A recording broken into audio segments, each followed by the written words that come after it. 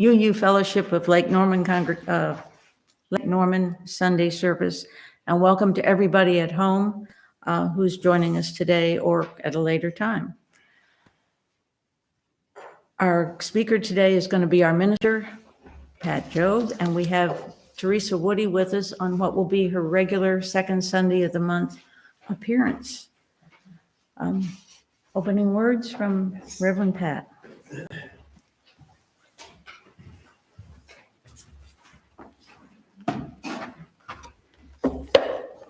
Our opening words are found in the back of our hymnal from Walt Whitman. He said, "The sum of all known reverence I add up in you, whoever you are. Those who govern are there for you, not for themselves. All architecture is what you do with it. All music is what awakens from you when you are reminded by the instruments. The sun and stars that float in the open air, the apple-shaped earth and we upon it, the endless pride and outstretching of people, unspeakable joys and sorrows, the wonder everyone sees in everyone else they see, and the wonders that fill each minute of time forever.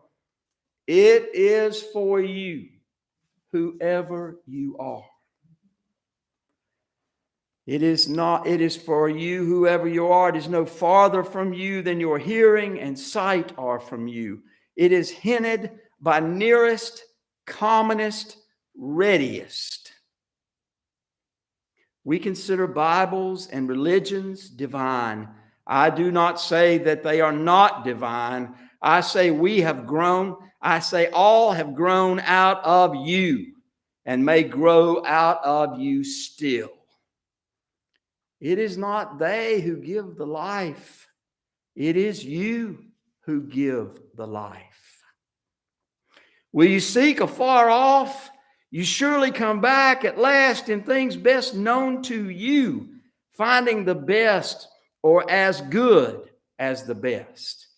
Happiness, knowledge, not in another place, but this place.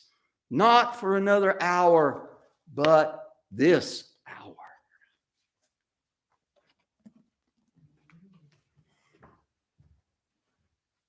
Our service has been very well opened.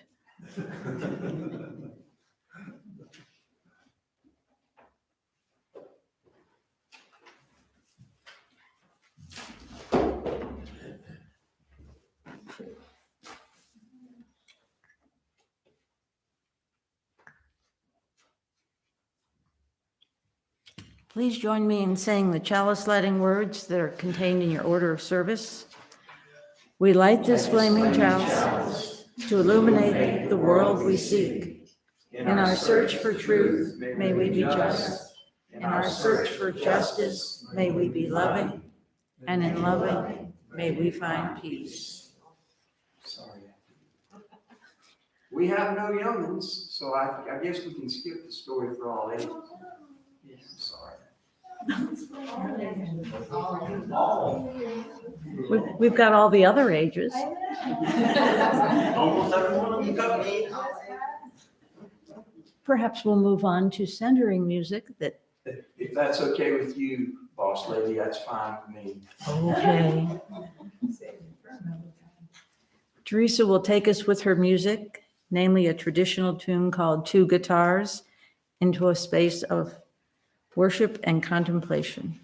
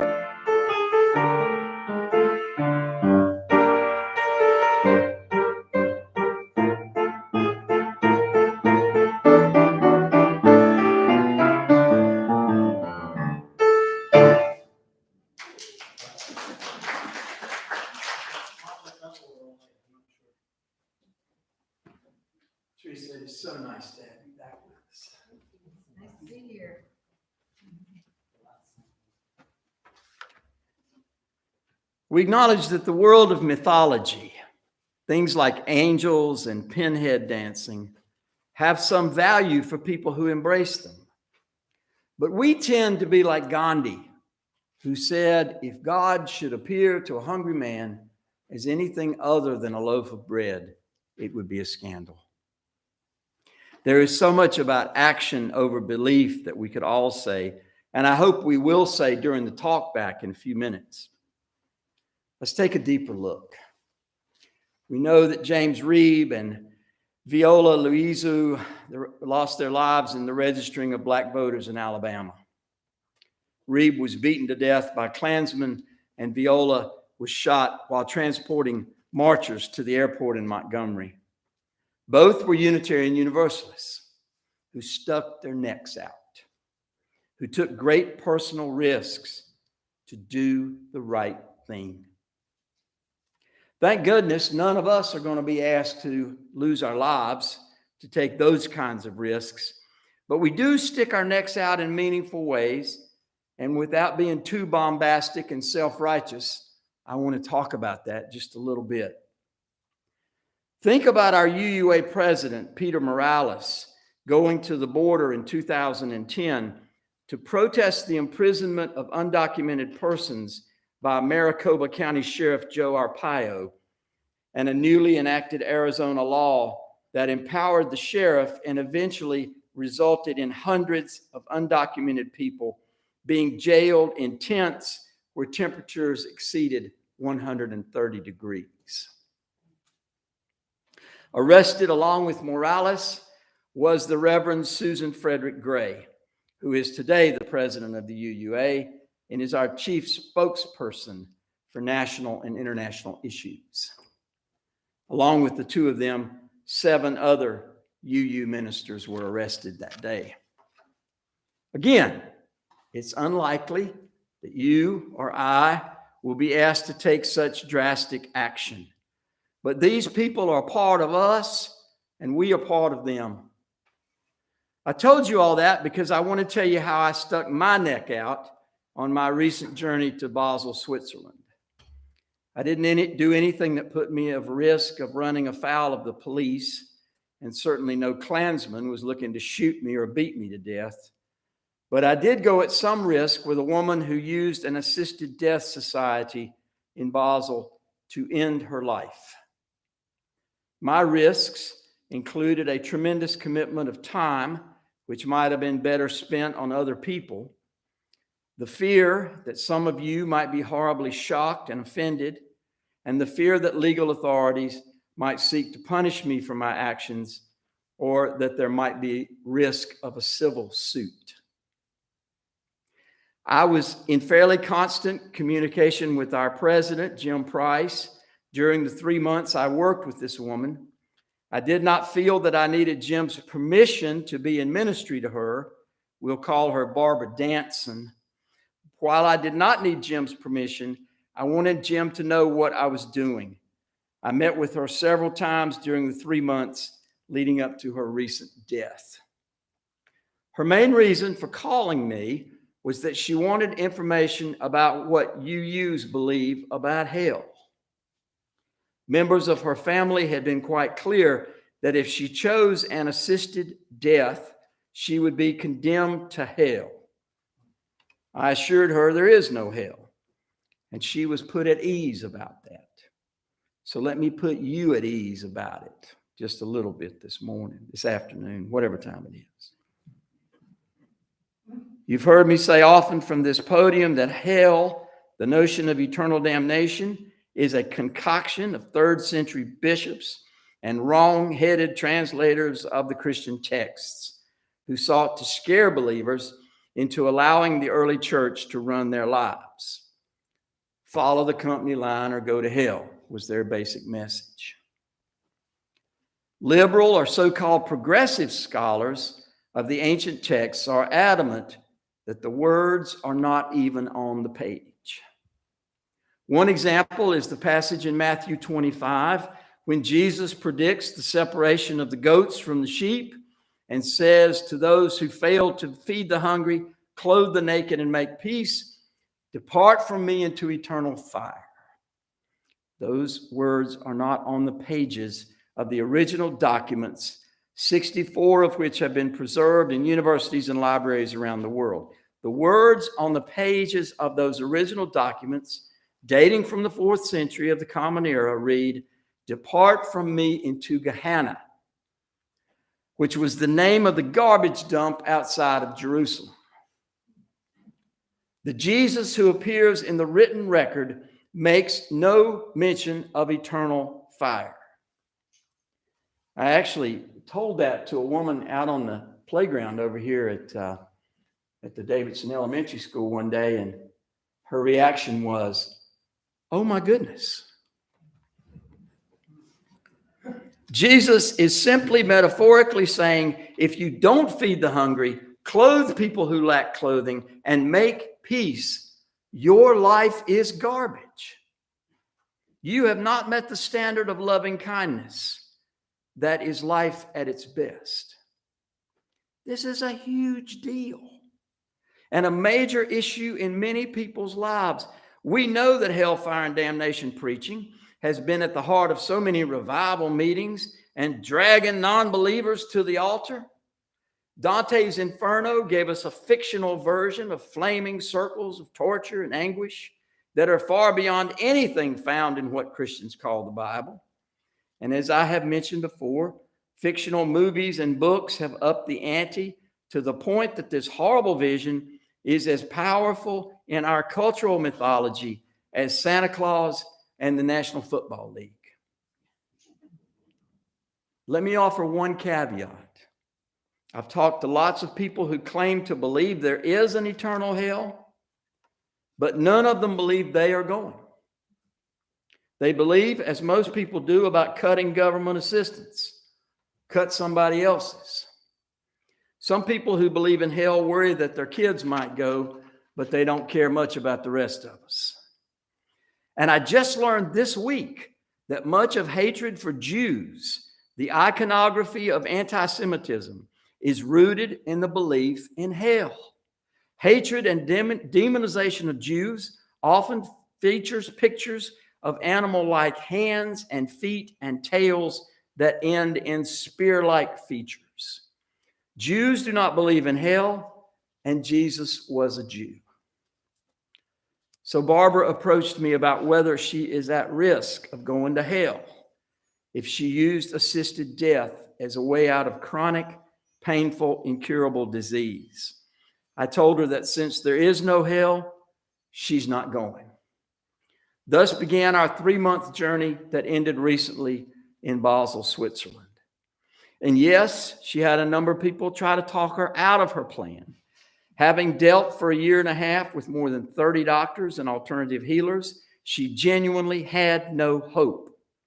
Having a sharp mind and talking with a number of friends, she genuinely had no hope. She and I talked a great deal about various religious traditions.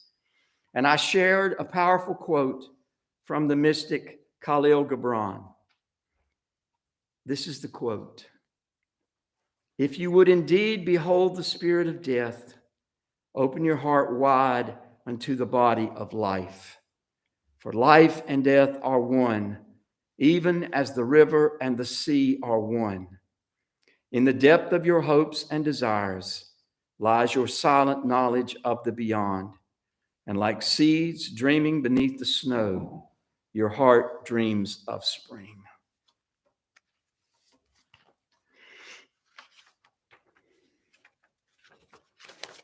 It's also on the back of your order of service, the quote from Khalil Gibran. I know some of you may be struggling with this news, especially if grief has hit you particularly hard in recent weeks or months. But I want to share again that Gibran quote for emphasis. You can read it with me if you want on the back of your bulletin. "If you would indeed behold the spirit of death, open your heart wide unto the body of life. For life and death are one, even as the river and the sea are one. In the depths of your hopes and desires lies your silent knowledge of the beyond. And like seeds dreaming beneath the snow, your heart dreams of spring." Clearly, nobody knows exactly what lies beyond the grave. We've talked about that today, haven't we? But our heritage and scholarship debunk the lie of eternal damnation with pretty solid reason, logic, and faith. Whatever is beyond the grave, it is not hellish fire and brimstone. I love what Sue Jessel told me. She is my oldest son's mother-in-law and a hospice nurse. She said, as she treats dying patients all the time, she will sometimes offer these words. If everything else works, why wouldn't this work? This, in that sentence, is the transformation at what we call the end of physical life. Most people believe it is a movement rather than an ending. Her argument is nature's argument.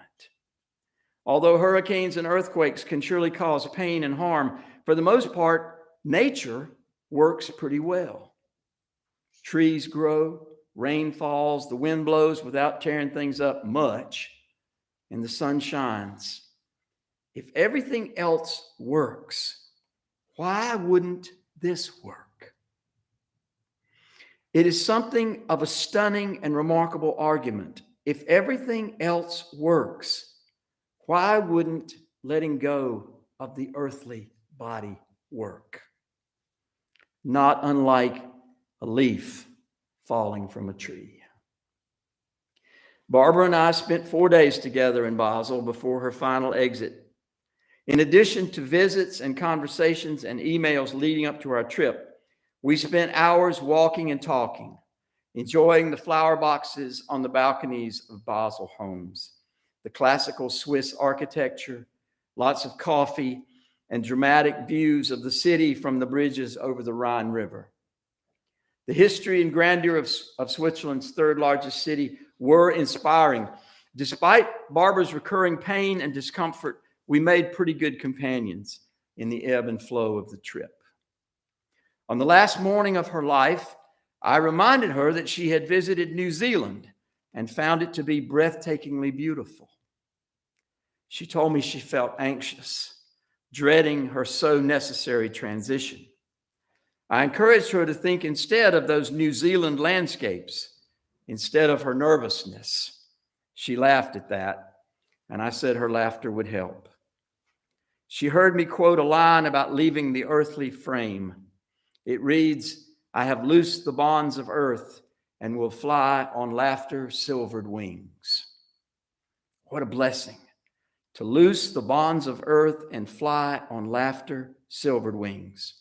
How wonderful. Again, each of you has my deepest sympathy and best wishes if hearing this story is difficult for you, or brings up painful memories, or goes against your beliefs about how death should be handled. It was certainly difficult for me. She got very busy right at the end.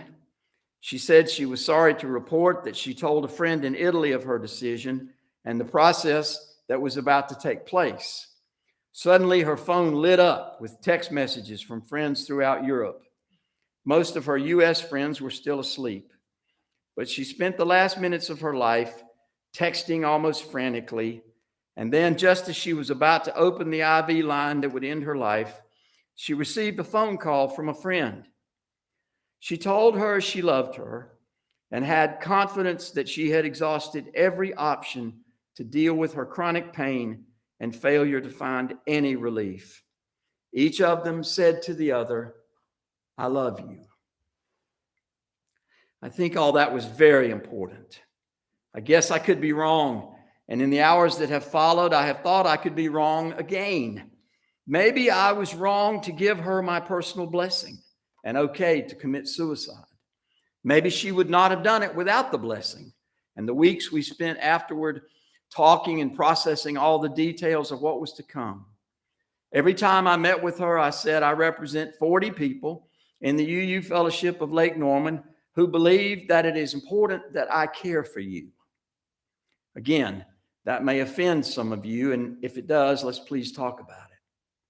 All this brings to mind a Sunday school class in which I talked about how important it is to forgive anyone who has hurt us.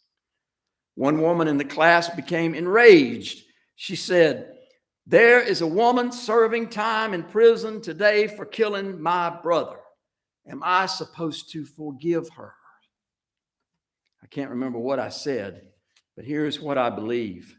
Yes, forgive her, because forgiveness is for you, not for her. You are releasing the pain, just as you would release a hot plate you picked up without protection for your hands. Release the pain, release the pain, release the pain. But it still hurts. Well, release it again. One teacher has told me that forgiveness is like taking a shower. Probably a good idea every day. Barbara and I used deep breathing to prepare her for this trip, assuming, of course, that there is another side. We did lots and lots of deep breathing, and I hope you can breathe together in this moment. Do you have people you need to forgive? Take a deep breath. Breathe with the rest of us now. It took a lot of deep breaths for me to spend those last 4 days in Switzerland. Can you breathe with the rest of us now? Breathe it in and blow it out. Can you imagine that you can release pain from all your hurts through the simple act of taking deep breaths, especially long, full exhales?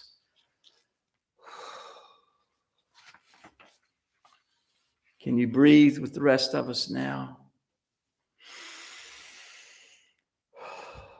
It feels very, very important that we lay down our hurts, let them go, release those long, slow exhales that might carry off the hurt, that might leave us unburdened of the hurt.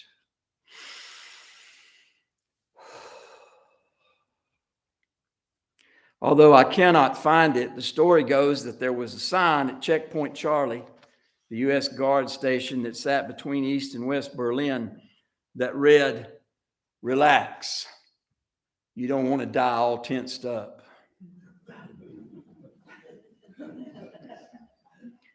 Release, release, release. And connect with the energy that rests within us, a still aliveness that connects us all to each other. After Basel, I traveled with my oldest son to the old town of Zurich. And as I talked about the power of connection, the deep, still aliveness with us all, and how we will want it most when it comes time to die, my eyes suddenly filled with tears because I was sitting across from my son, realizing that as much as I connect with many, many people in my life, many of you, in fact, there are very, very few people with whom I connect the way I connect with my son and his siblings. Are there people with whom you hope to have the deepest imaginable connection? Can you relax around that hope and treat it with the openness of life that Khalil Gibran urged when he said we should see ourselves as seeds beneath snow, dreaming of spring? Please take one more breath and let's talk about it. You want to come help me lead a talk back? I'm not sure you need a lot of help. And let me encourage you again to speak loudly, because I learned last week in listening to the service online that your questions can be heard on this microphone if they're spoken with a certain amount of volume. So what do you have to say, Larry? You've been leaning in the whole time. I can't come up with anything right now. Okay. Sorry. Bless you, brother. You know I love you. Yes, Natalie. I admire you for doing that. It's something that I believe in strongly, and I think it took some courage for you to do that, and I appreciate that. I'd like to hear more about it too. There's probably going to be a book come out of it. Yes, Tim. You already answered the question about put it out there because you answered it, and that was what did the Jews believe, and they don't believe in hell. Right. So that's a substantial foundation to what our belief Right. should be. Exactly. Yeah. The Jews don't believe in hell. The Buddhists believe in reincarnation. The Hindus believe in reincarnation.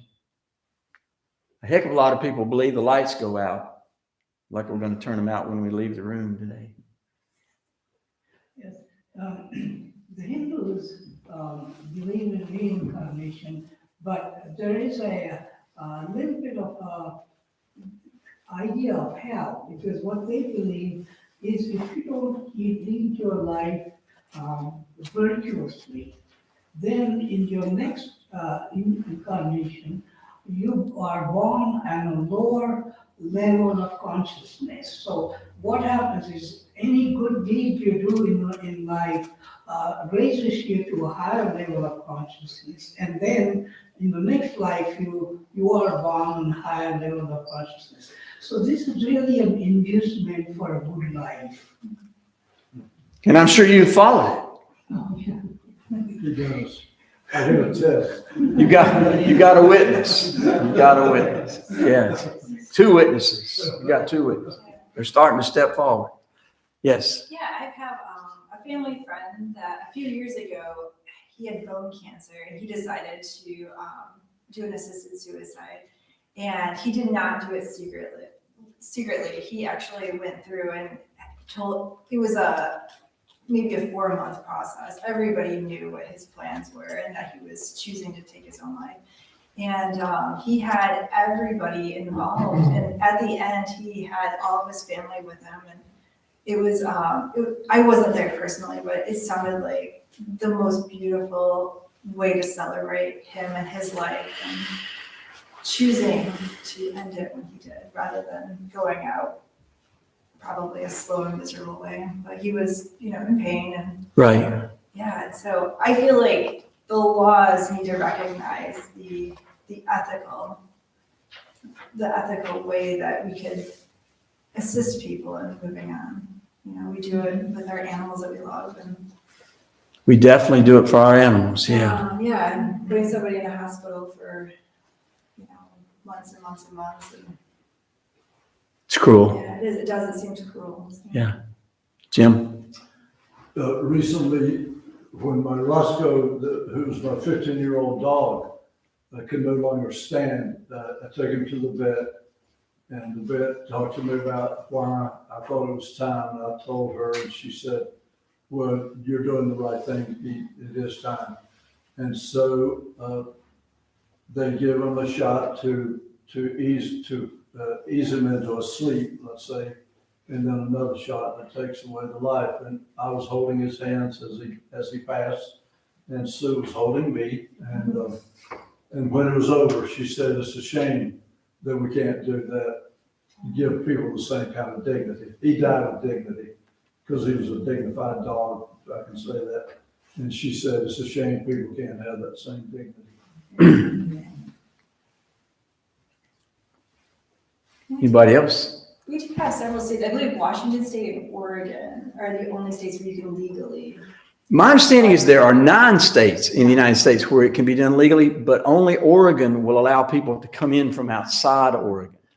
And in Oregon, Barbara would not have qualified in Oregon, because in Oregon, you have to be 6 months from dying, which is also the definition for getting hospice care. And she was actually facing probably 30 or 40 years of continued pain, and then eventually losing the ability to walk, and then eventually losing the ability to feed herself. So all of her doctors had agreed that her disease was degenerative and she had no chance of recovery. That's why she went to Switzerland instead of going to Oregon, because she wouldn't have qualified in Oregon. Didn't she attend a few of our services? No. She was very COVID scared, and she didn't want to be around other people. But she found us through this congregation. And I was very clear to her who I was and my relationship to this congregation, and she was comfortable with that. Yeah. And I also told her that I was talking to you, that you and I were in communication about what was happening. During during all of our conversations, I thought we were talking about a man. That shows how discreet you were being. Right. Anything else? Thank you all so much. Thank you for being who you are in my life and empowering me to do what I'm doing. We may not all be able to embrace the kind of work that Pat has just accomplished, but I think what we heard today, we can hold back from condemning people who make those kinds of decisions. It's I think a useful first step that if more people would adopt, they'd be ready to take the second step. Or as the reflection that Teresa is going to give us, the second stomp, perhaps.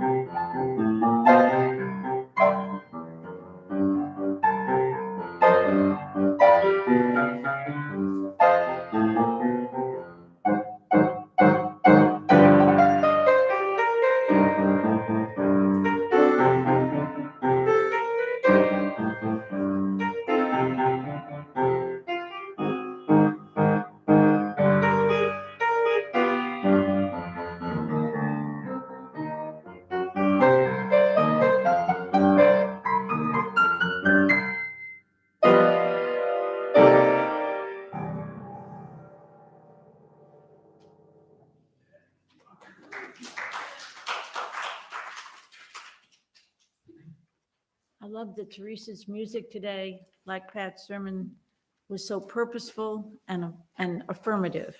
Yes. Thank you both. This congregation is important to all of us. The gifts you will give today will help us grow our congregation, continue the important work that we do internationally, and help us give more into the outside community, including in Mooresville and Huntersville and other places where we try to reach out. Could you start dancing?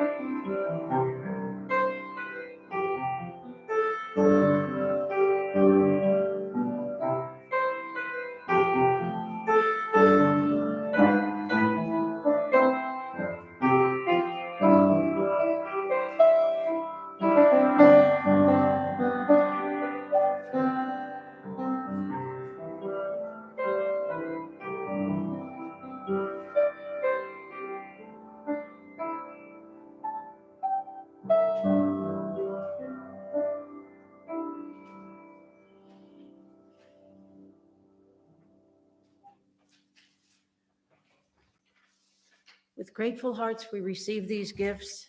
May they help us to live lives of compassion, love, and justice. Take a look with me now, please, at the announcements in your order of service. Yesterday's fence build for 5 dogs was a roaring success. The next one will be on November 26th. I think that's after Thanksgiving. Well, you'll certainly want to volunteer for that one. You've got to get rid of all of those calories somehow. FeedNC has two kinds of help they're asking for this month. Their hope is to give 350 turkeys with all the side dishes and so on to the families that they serve. And separately, but all related, is they're doing what they hope will be a 10,000-pound drive to get canned goods and other non-perishables, not only to go with the turkeys, but to keep their giving at a good level during this now suddenly colder season. There's a lot more information that they provided, and it's all in your newsletter. So it's an opportunity to dash home and see what you've been missing. Our closing song today is number 131, Love Will Guide Us.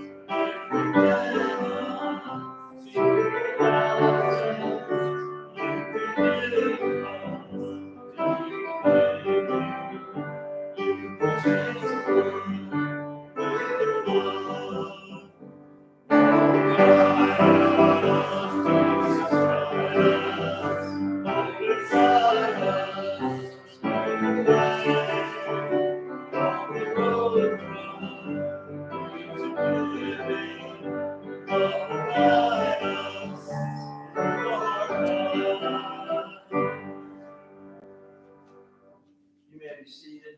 I'm distributing our closing words for you to take home with you and take to your bathroom mirror. No guilt if you end up not taking it to your bathroom mirror.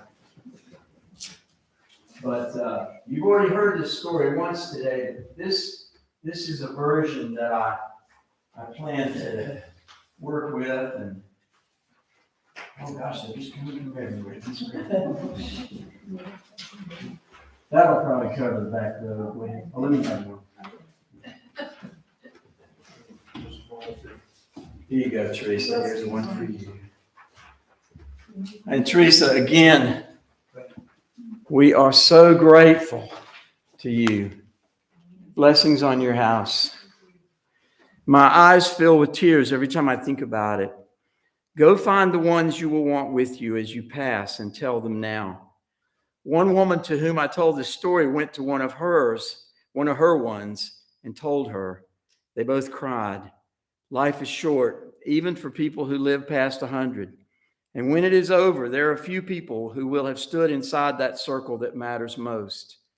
I know this because the day after I held Barbara Danson's hand as she passed, I sat with my oldest son at lunch in Old Town Zurich, Switzerland.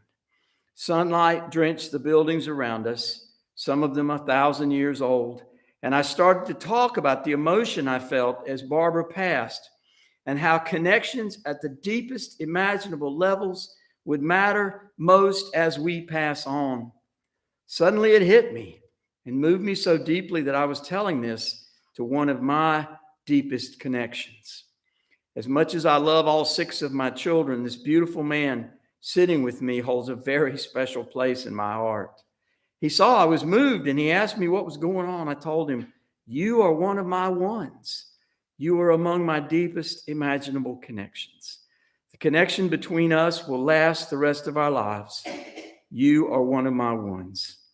As I said at the beginning, when I told this to my friend, she went to one of hers and told the story, and the two of them cried together. And she came back and said, keep telling that story.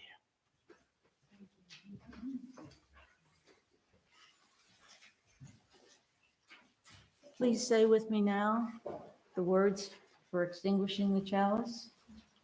We extinguish this chalice, but not the light of truth, the warmth of community, the fire of community. These we hold in our hearts until we are together again. Go in peace.